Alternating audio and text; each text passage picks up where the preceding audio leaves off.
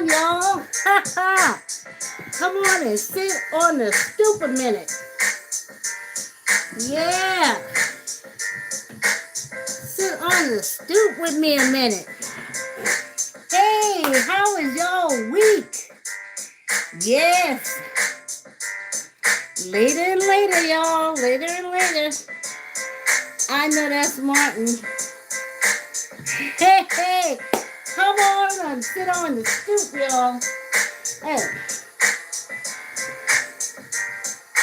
Come on and sit on the stoop. Hey, thanks for coming back. Please like, comment, share, tell a friend.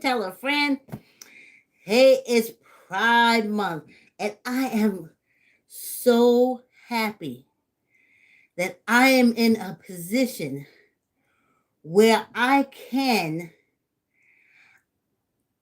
celebrate it. Not be afraid who's going to look at me, who's going to say something to me. They're going to go home and say, oh, you going to die.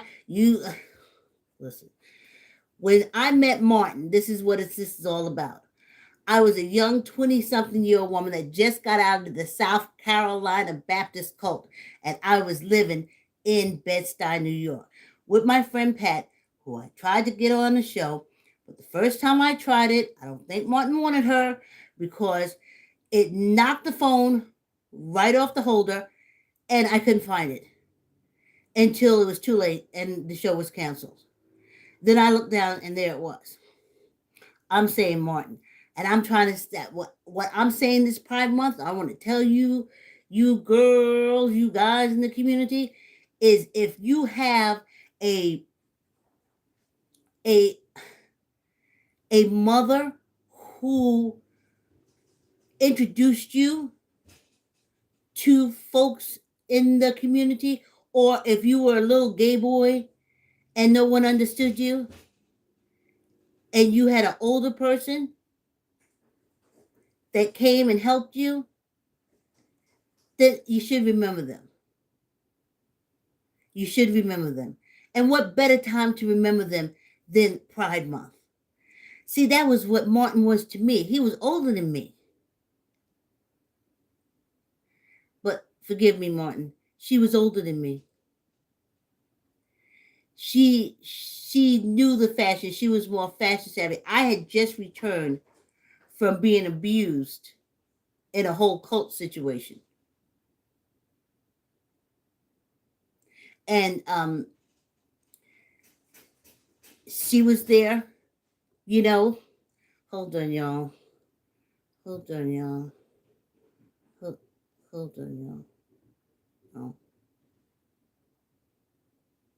As soon as I say hold on, I have to send a text. I don't know when there's a good time for me to go live. I keep trying, but I don't. I know how people have their own studios and such, but that's not me. So I don't even know if we're gonna be able to get through this live. I'm trying to tell y'all, I wanted to pay homage to the community and stuff, but I keep trying, and it don't seem like none of the time ever get right. I just I don't know. I'm sitting here and text people and say, yeah, let's see. Oh, so I'll try to go on. This is what this whole Bed-Stuy story. I met Martin when I was a young person living in Bed-Stuy, and and he was the first one because I came from, like I said, South Carolina cult where they didn't want you to be, you weren't into your femininity. You were there as a vessel for a man to hump on you, you to make the babies, and everybody come to church and give the pastor the money. That was it. You were never told you were pretty. You were never told you were beautiful. Matter of fact, you were told how ugly you are a lot of times, how dumb you are, how much you lie. They call you liars all the time. They call you lies all the time. But when they doing stuff to you, incest and all that kind of stuff, if you're labeled as a liar, then you know what I'm saying. Who's going to believe you? So that's how that went, and that's how when I met Martin, and Martin was so she was so happy to be a woman. She did her turns, she did her flips, she just loved being a woman. And I just love watching her being a woman because I and when she's talking to me, I mean, I'm old now, these little cheeks have fell, but they used to be high. And she used to say, blush, how we use blush. Sometimes how you use lipstick for blush. I didn't know that either. Martin knew all the shortcuts. Now I'm going back. I met Martin. It was the 80s. 80s. So that's a long time, right? 40 years. So over the years, I always find myself supporting the community, LGBTQA community, sending my letters. I was all for the marriage thing. President Obama. I think the ancestors rolled him up. Anyway, very happy to be able to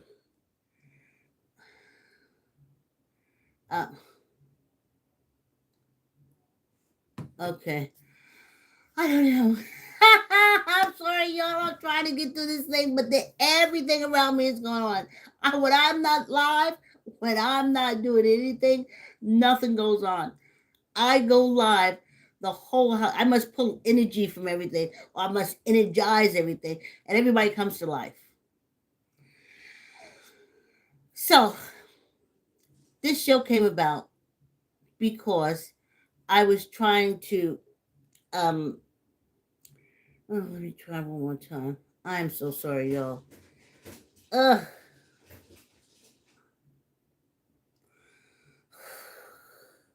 Ugh. Ugh. It's horrible. Hey, I'm not horrible. I'm just trying. I don't know when to find the right time. I'm also trying to put the podcast, do this podcast. So I need quiet time so I can record. And when I'm doing nothing, quiet time is all around me. And the minute I start doing something, I got no quiet time. So let me try again. Reason why I have Bed-Sty Brownstone Stories is I remember when I was 20, Martin, my trans mother, though I'm a cis, my trans mother who made me appreciate and love being a woman was Martin. And I forgot about him. I forgot all about it. All about it. But I found myself really into the community things, really into it. Like I said, marriage, same-sex marriage, all for it. I wrote letters for years before it even came through, before Obama, but before Obama came through. But I always supported it. And I couldn't really remember why. Why are you supporting this? Why?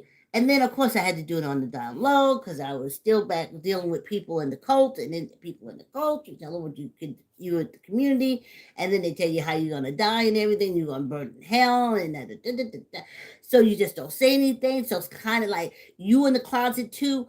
And then I think I went in the closet so long that I shut the door and forgot all about Martin. But maybe 2 years ago, I said, wow.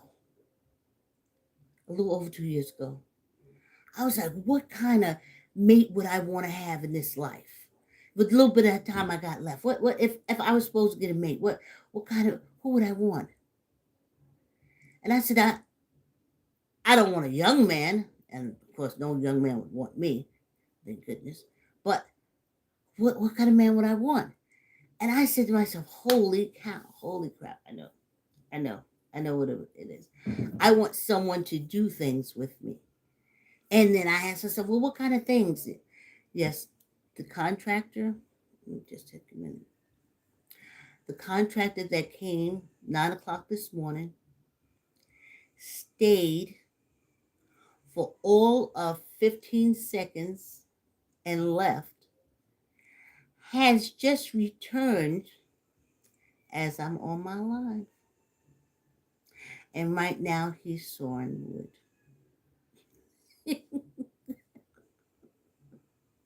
But I gotta give Martin his props. I'm not letting nothing stop me because she, my transgender mother, taught me how to love being a woman, how to love myself as a woman, and how seeing myself as a woman. I was trying to quote that, like woman of courage, your breasts of courage, your vagina's courage. But for some reason, all the perverts and all the pedophiles in the church love it, but don't. And it was Martin who just said, your cheeks are pretty, your hair's pretty, if you do like this, you do that. He was the one that said, maybe if you walk, you're hunched over, let's do this. And we should do the thing with the phone book on our head, and we should do the catwalk and back and forth. And it was fun, but it helped me so much. And then it had, I don't know, the AIDS epidemic was high. Definitely the crack epidemic was wooja. I mean, you could walk down. The sidewalks had at least 2 layers of crack vials. Okay? You have to take your kids down. So you say, don't touch that. Don't you touch that. Don't you reach down and do that. Or you go around, you just kick it in the sewer. You walk down the street and you kick the vials. But that's what I'm going back to. And that's where Martin came and touched me. And I feel so good that I was like, pride came around because I'm telling you, I just recently put it together. So okay. So what kind of mate would I like? I would like a mate like Martin. I would like a mate like her. Someone who enjoys going shopping more than I do. But I'll go with her because I went with Martin. Because she loved it so much. That's why I went. And perfume, spraying, clothes trying on. I could stay in there for hours trying on different things. And he'd be like, try this on. Just try this on. She would be, sorry, Martin, I'm learning the pronouns. She would be, try this on. Okay, take this in there. And then what I would do is sometimes I would go in there, she would give me some stuff that she want to try on because back in the day, they wasn't so, letting trans women try when they, if they thought, so dogs are trying to get in here. I'm pushing through, y'all. So I want a mate like that. I want someone like that. And it brought me back to Martin. Someone to put fake eyelashes on with.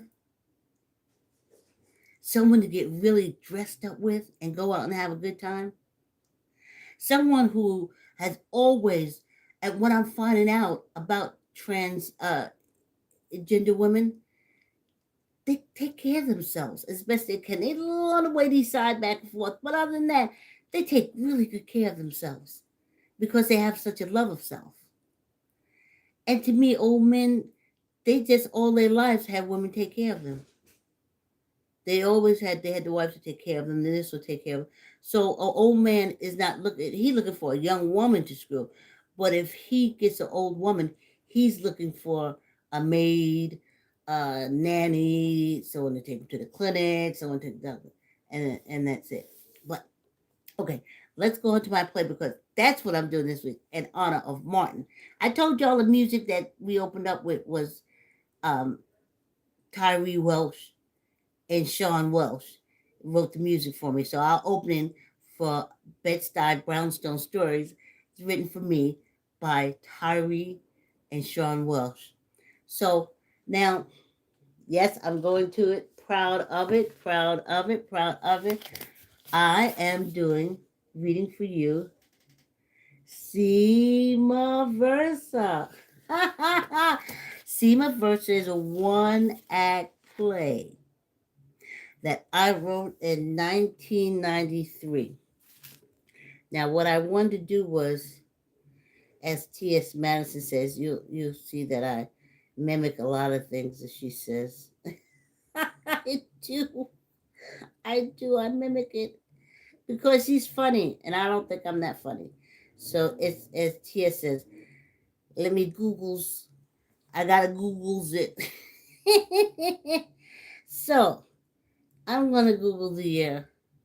What was happening in 1993? Because I copyrighted this in 1993. So I probably I didn't say like October, November, like that. What happened in I want to tell y'all something that's going on because y'all are gonna laugh. We just got the dogs away, um, so that I can record. And as I told you, the contractor came, and also the church across the street is in service. Okay.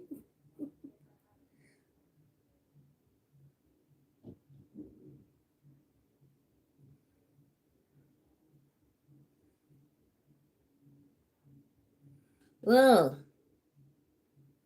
I'm gonna tell you, I'm not getting nothing. Let's see. Let me just put in.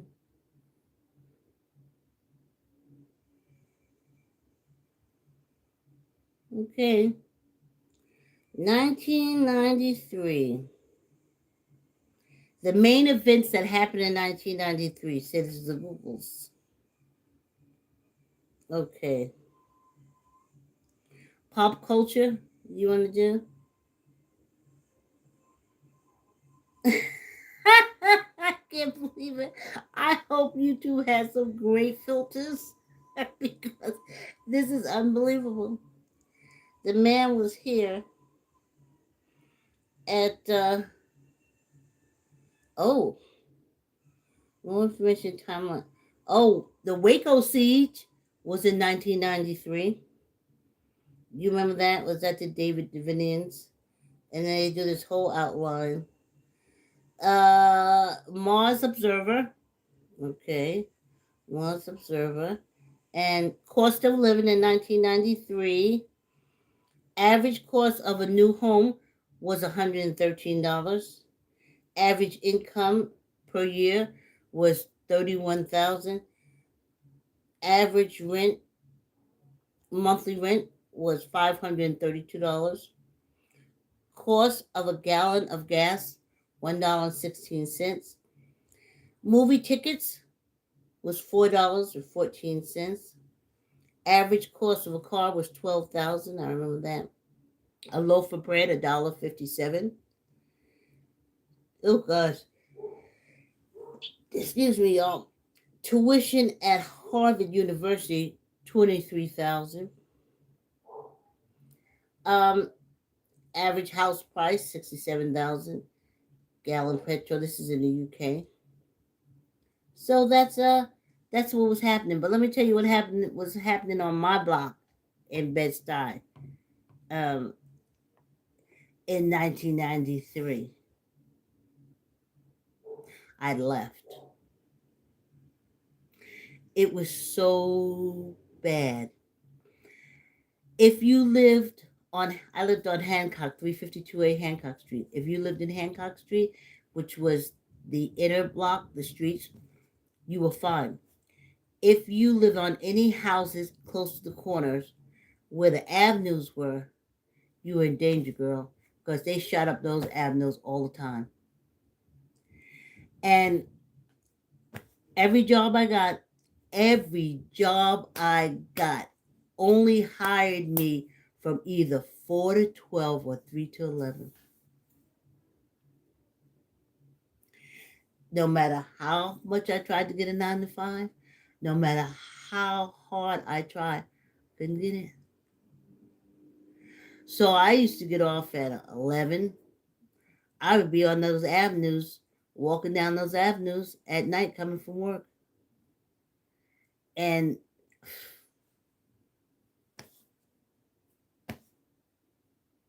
as I said, crack violence was all over the place.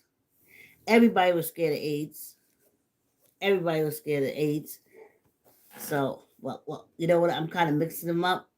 This is what I lost contact with Martin when I left there.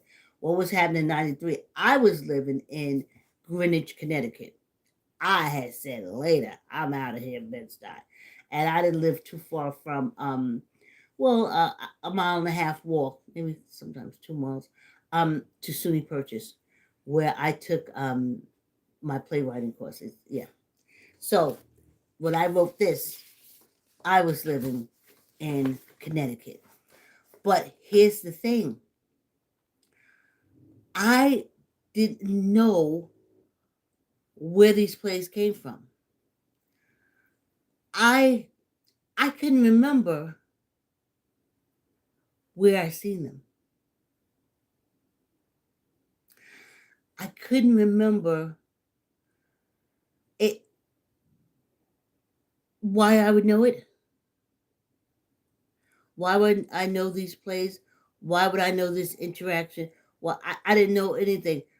I had forgotten. Literally, in my 20s, I met my transgender mother, Martin. And after that, I was working 4 to 12. And let me tell you something, a lot of gay boys, they worked 2 jobs. Or if they worked in the evening, they did auditions in the daytime because I was a switchboard operator. So the gay boys, they worked, of course, the air conditioner kicks in, but anyway. They worked like 4 to 12 or the overnights because they wanted to get their auditions in. So I worked with them. And then sometimes days off, we would hang out together. I was thinking when I got off of live, I was like, was it really Martin that took me to see Rocky's horror show that comes out every Halloween? I remember seeing it live. I remember being in the audience. The audience was so packed, like they had been there a billion times. They knew what to do.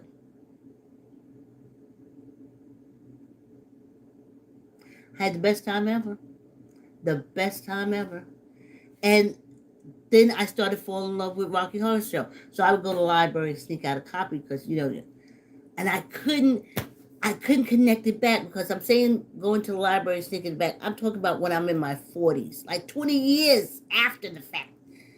My mid 40s, going into my 50s.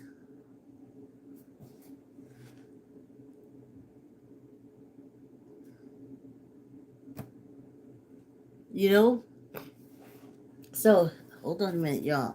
I'm getting all kind of complications. When you go live, I just want to get the hits out because I want to pay homage to Martin for Pride Month, because while everyone is loving the community, I want to love my transgender mother, Martin, that helped me stand up, girl, you should be proud to be a woman. Girl, see this breast? Men love breasts. Men would do anything to have your breasts. They jealous. He used to tell me all that stuff.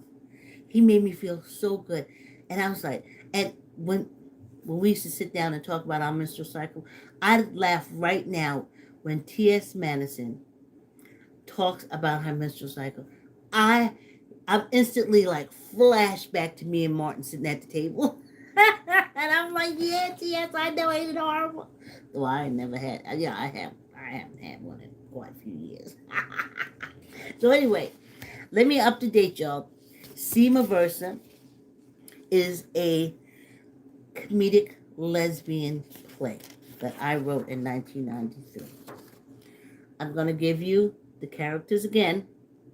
I'm going to tell you where we left off from, and then I'm going to continue reading until either my nose starts running or I don't know, everything's going on, the church, the dogs, the blah, blah, blah. Okay, so Cyma Versa is a one-act play. It is about 50 minutes. So the main character is Bernice. And my vernacular, or how I'm saying it, I wrote this in 1993. Do not judge me. Yes, I am a straight woman. I was doing it. I love the play when I wrote it. I just couldn't remember why I know it.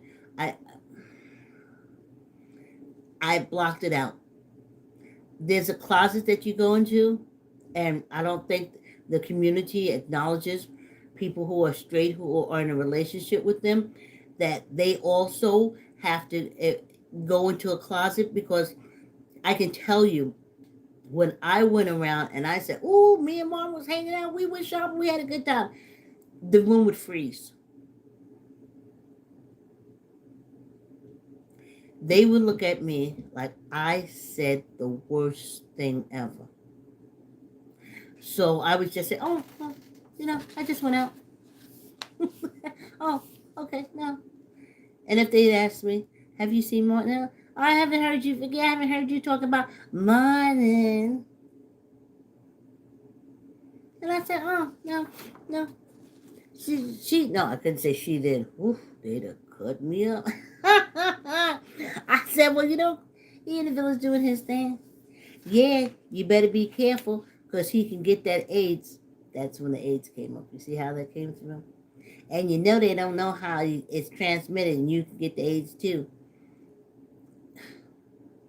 That was back in the days that they blamed it on the Haitians. Anyway, let me get to this character. So Bernie's Franks, they call her Bernie. She is a 47-year-old divorced single parent butch. She has a strong Bronx accent and is very masculine. She works in men's overall, and at home she dresses in women's pants and men's shirts and shoes. Because she's a lesbian, she acts overly masculine. I mean, no offense to lesbian. This is 1993. I have learned a lot since then. If I was thinking about producing this again and rewriting it, the wording would be totally different. Okay, the next one character is Rose Del Rey. She is a 45-year-old single exotic dancer, femme.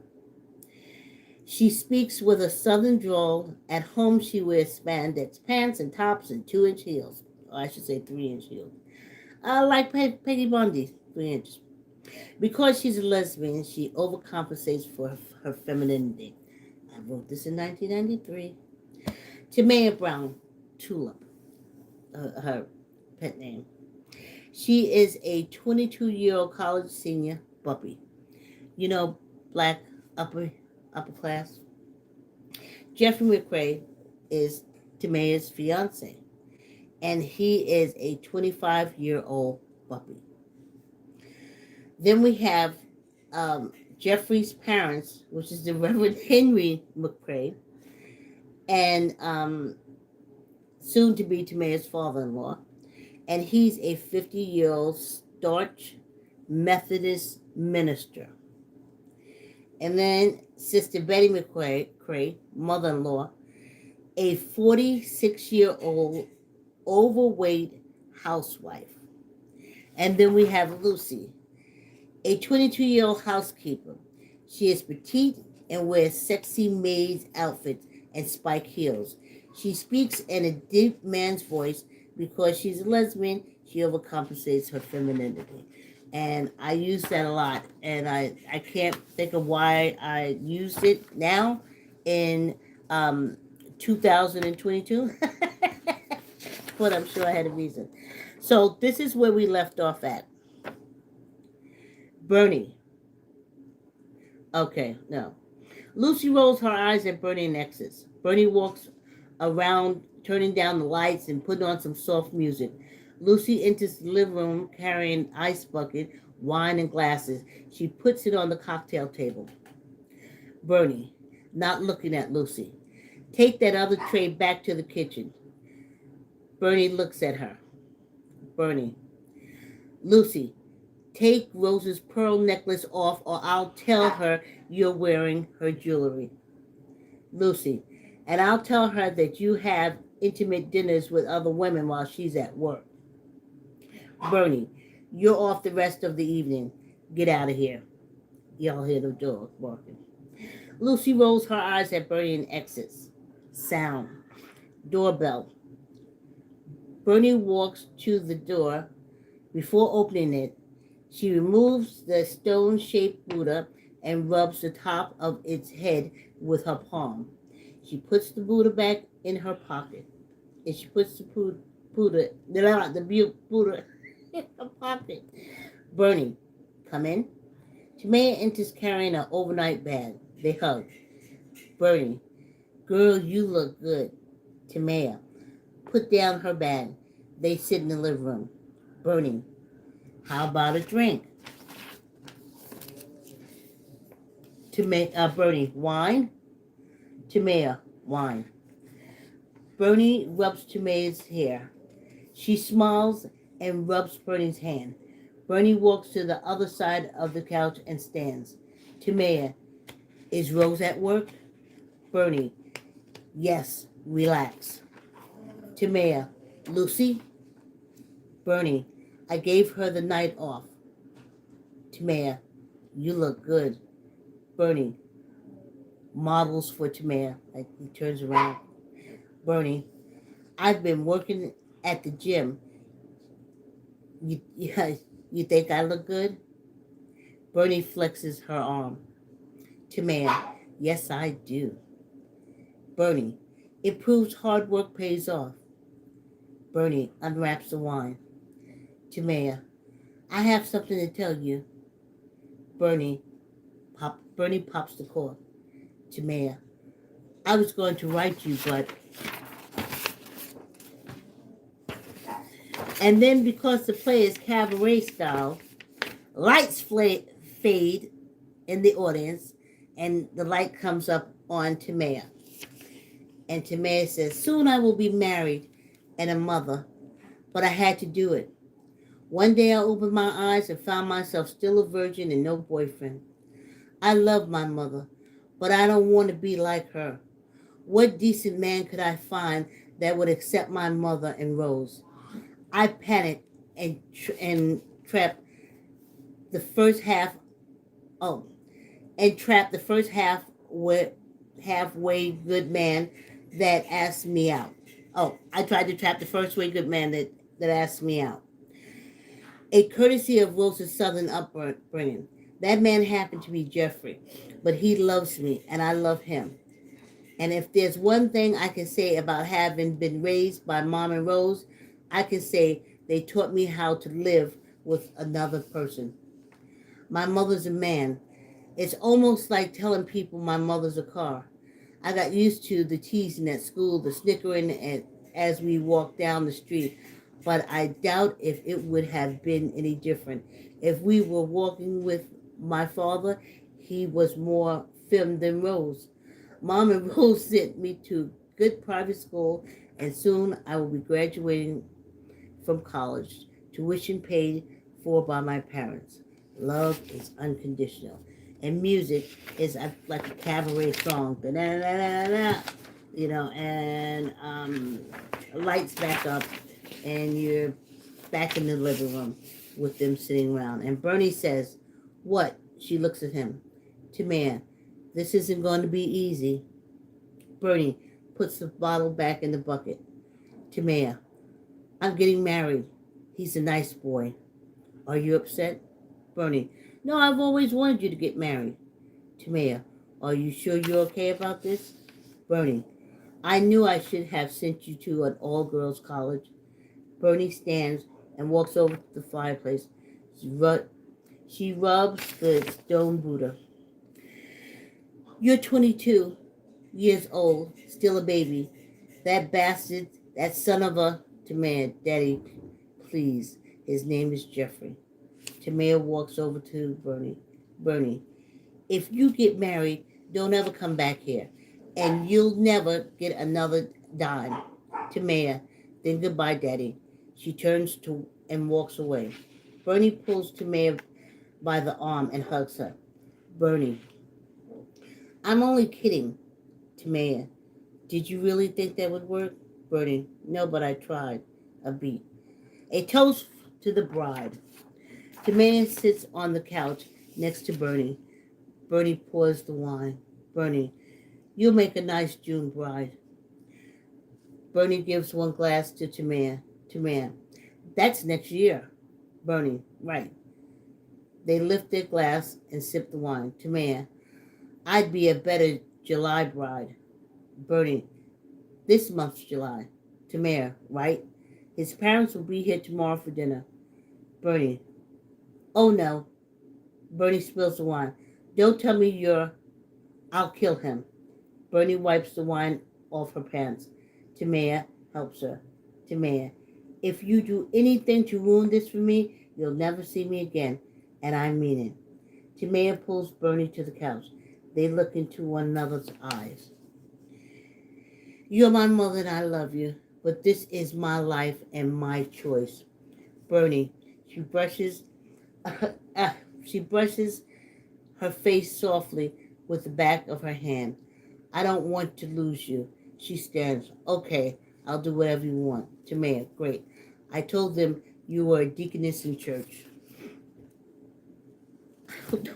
My nose is running. Oh my God. I was clear all day.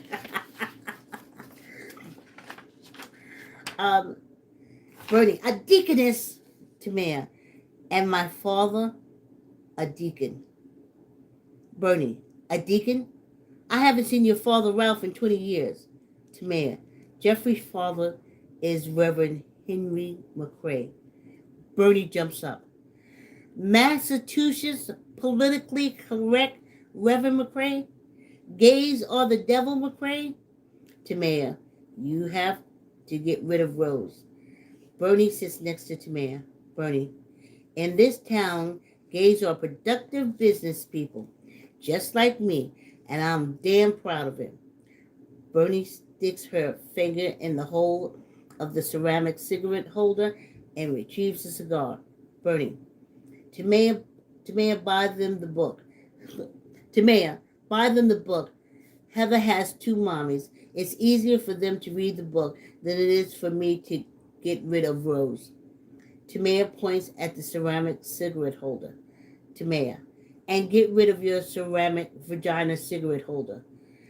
Bernie puts the cigar back and replaces the lid. Tamaya, and the painting of that naked woman. She points to the fireplace. Tamaya touches Bernie's face.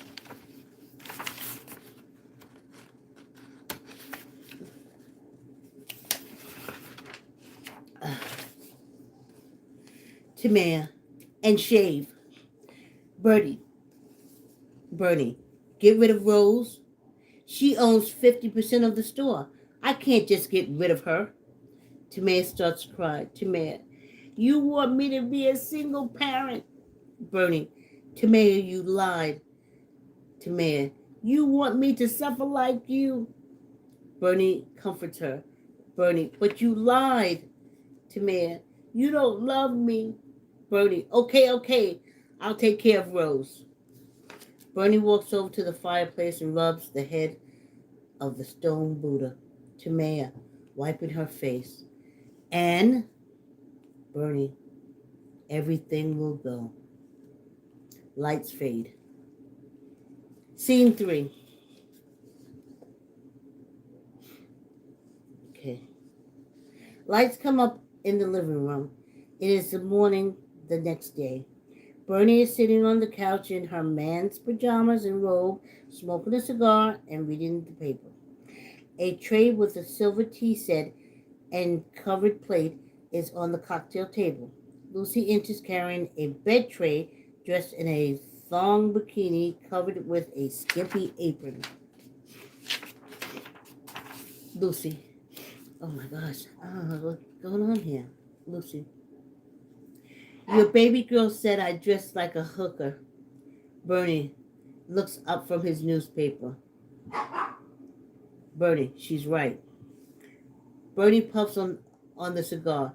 Lucy stops at the cocktail table and pours coffee into Bernie's cup. Bernie, starting tonight, you'll dress like a real maid. Bernie walks around the living room, pointing to things with the cigar between her fingers as she speaks. Timea sits at the top of the stairs listening. Bernie, get rid of all this stuff. She stands at the fireplace. Bernie, take the nude wood carving, the paintings, and the ceramic breast to the basement. And don't forget the vagina salt and pepper shakers. Timea, thank you, Daddy. Bernie, Timea, get out of my face. Because of you, I have to tell Rose to leave. How am I going to tell her you're ashamed of her? After all she's done for us. What do you say? Get out, you fat cow. Get out, you old lesbo. Timea, you don't have to say it that way. Timea exits. Rose enters the living room. She gives Bernie a kiss on the cheek and sits in an in chair. Bernie puts the cigar in the ashtray and leafs through the paper. Rose, my goodness, your beard is rough. Rose pours a cup of coffee. She puts in the cream and sugar as she speaks. Bernie, how's your eye? Rose, a little makeup covered the bruise. How's your hand? Rose shows the bruise to Bernie. Bernie, okay. Rose, I peeked in on Tamea. She's so pretty. She sips the coffee. You should have told me she was coming. She puts the cup on the table. I wouldn't have made such a fuss. Rose uncovers the plate. She butters the bread. Bernie puts down the paper and lights a cigar. Rose, the truth is, you're jealous of my relationship with your daughter. She bites the toast, replaces it on the plate, and takes a napkin and dabs the sides of her mouth. Bernie, you're probably right. Rose, I'm probably right. What's wrong with you? Bernie, Timea is getting married. Rose, what? Bernie, she's marrying some boy named Jeffrey. Rose sits back on the couch. Rose, I had to dress like that. Rose, I had a dream that we were at the church for Timea's wedding and we were just crying and crying and crying. Bernie, to the Reverend McCrae's son, a beat. It was bound to happen. Rose sits on the edge of the couch. Rose, to a boy? Oh no, a beat. Reverend McCrae's son? That stupid girl. She's too young. I don't believe it. It'll ruin her life. Bernie, I told her that, but it didn't do any good. She thinks that boy's going to make her happy. Maybe she's right. Anyway, it's out of my hands. Rose, you know at first it hurts. I didn't expect it. She falls back on the couch. My vertigo is acting up. She pets her head with the napkin. That boy's a bastard. Timea walks down the stairs. Timea, I see she's been told. Rose stand. Rose to Timea. Come give your mommy a kiss. Timea pets Rose's cheek. Rose hugs her. Timea. Good morning, Mommy. Rose. Well, since there is nothing that can stop this, I'll get dressed and go shopping with you. Timea. No, I mean, I'm meeting Jeffrey for lunch. Rose. Oh boy, this is horrible. The nose running. Rose. Nonsense. I'll go get dressed. Rose exits before Timea can stop her. Timea flops on the couch next to Bernie. Timea, Mother, please make yourself less obvious. She touches Bernie's face. Bernie, I know I was born with less female hormones than most women. I know I live with a woman, and I know I am an old butch. See, I know who I am. It's taken 15 years to be comfortable with what I know, and that Reverend isn't going to destroy it. Bernie, she stands. Screw the Reverend and his mother. She walks to the stairs. Lights fade. Okay, so we're going to stop there. And when we come back, we'll be at scene 4. And if you haven't figured out yet, it's a little bit like Macaja Follies. Yes, yes, it's a little bit like that. So you kind of know what's going to happen. The Reverend McCrae and his wife, and everything like that. A lot of fun, a lot of fun. And when I did this, now those are the copies that I have. Over the years, I've gotten rid of copies because when you hand out scripts to the performers and stuff, they highlight under their names, they highlight different things. Mariana Loosemore, she did the blocking. So they would put notes in for the blocks and stuff like that. And those were the most recent copies where I did like the editorials and stuff like that. But they were used by the actors and actresses, so I got rid of them. So this is all I have left. I didn't go back and matter of fact, I did it on a word processor. Yeah. My plays, my screenplays, they were written in word processors. What I have left are the copies that I have left. So I'm sure a lot of things, like I said, if I were to produce it nowadays, I would change a lot of the pronouns. Absolutely, I wouldn't. Bernie's a man. It would be he, him, he. Rose, of course, she'd be she. Um, but it would change a little bit. But while everything's calmed down and the dog can stop barking, I'm just gonna go ahead and do my exit. I hope y'all enjoy the play. I'll come back and read the next 10 pages for you, and let you know how. So we're at the point where now Bernie has to get rid of Rose, and then of course Lucy has to dress like a maid, and great fun. You're gonna laugh once I get it together and not be, sidetracked by like the dogs barking and the construction guy constructioning. The construction guy constructioning. Okay, thanks for coming and sitting on the stoop. Thanks for enjoying the Brownstone. Bed-Sty Brownstone stories. It's an LGBTQ conversation and an LGBTQ play. Thank you. See you next week.